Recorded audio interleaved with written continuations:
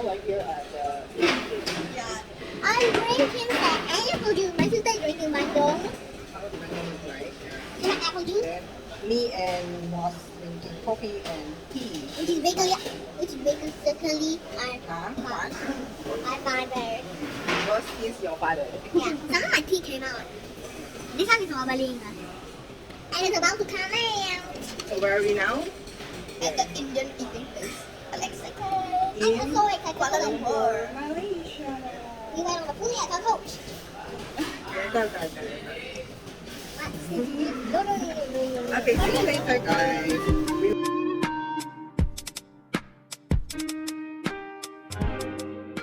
It's coming.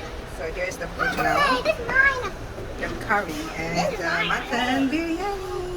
I broke the ice. For Malaysia. I broke the ice. Okay. Here are the nasi lemak. Here is a power nasi lemak. Come, let's eat. But why the beans? A few moments later. So hi guys, nandito na naman kami muli. Naglalakad-lakad sa mga tindahan dito sa Kuala Lumpur, Malaysia. Tara, samahan niyo kami guys.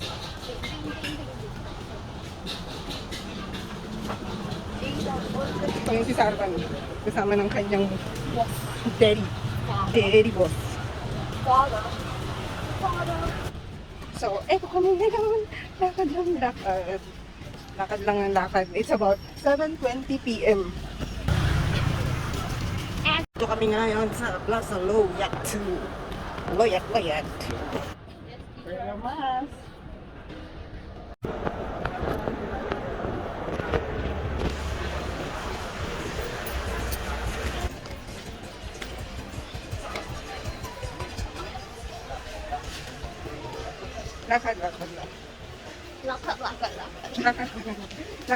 Lakad lang kami dito guys. And then we reach here at Berjaya Times Square and go to the A&W.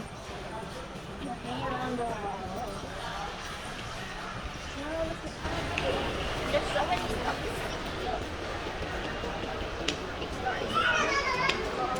Body glow. Right? Oh. Panda Ice. Panda Ice, yung mga tao dyan malalaki na panda. No. And the ice, well.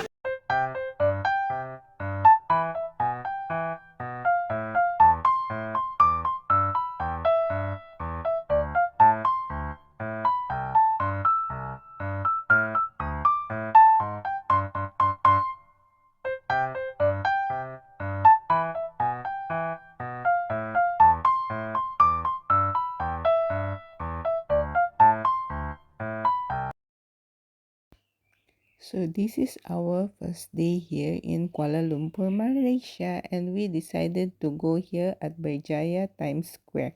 Berjaya Times Square is one of the famous shopping center here in Kuala Lumpur. It is nice shopping place and very good for walking.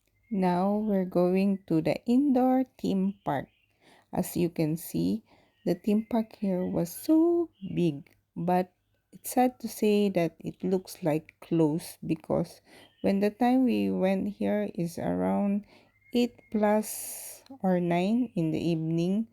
So by the time I think it's already closed. But my kids are so amazing. Even though the theme park is closed, they still find a way how to enjoy themselves. So this is the way they enjoy. And after namin maglakad-lakad sa Berjaya Times Square, now we're here at the street food night market.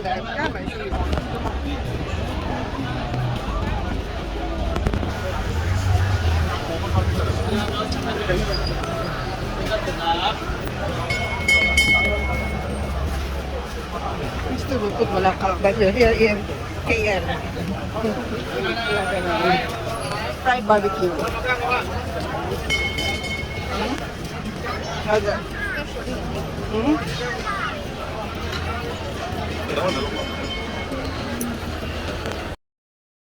So this time we just trying to find where to eat a nice food for our dinner. The kids are asking for fried rice and fried kway chow plus barbecue mutton and chicken. They call it satay. This place is a bit longer and got a lot of variety of food. That's why now we are thinking what to eat, because as you can see, there is got a lot of food that you can choose. One eternity later. Hi guys, it's dinner time here in Kuala Lumpur, Malaysia.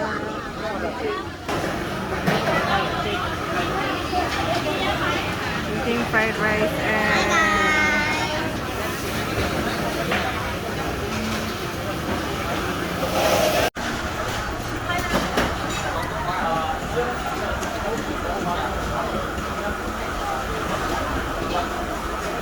Once again, thank you for watching and don't forget to subscribe, like and share. Bye!